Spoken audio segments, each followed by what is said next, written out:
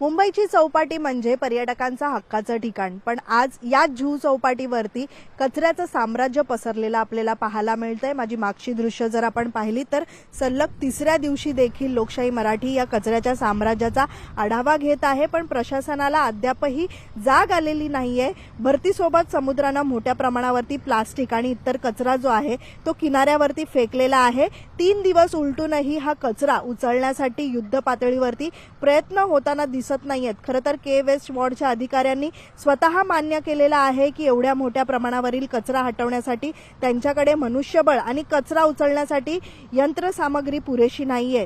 सध्या फिरायला येणाऱ्या पर्यटकांना प्लास्टिकच्या दुर्गंधीचा आणि चिखलाचा सामना करावा लागत आहे। यामुळे मुंबईकरांच्या याच मुंबईच्या पर्यटनाला मोठा फटका देखील बसत आहे। लोकशाही मराठीच्या माध्यमातून या समस्येचा सातत्याने पाठपुरावा केला जात आहे। आता माजी महापौर किशोरी पेडणेकर यांच्या हस्तक्षेपानंतर आणि अधिकाऱ्यांनी स्वतःची चूक मान्य केल्यानंतर तरी आता महापालिका प्रशासन जुहू चौपाटीला या प्लास्टिकच्या विळख्यातून मुक्त करण्यासाठी वेगवान पावले उचलणार का, याकडे आता संपूर्ण मुंबईकरांचं लक्ष लागलेलं आहे। व्हिडिओ जर्नलिस्ट अनिकेत गज्जासह मीनाक्षी म्हात्रे, लोकशाही मराठी, मुंबई।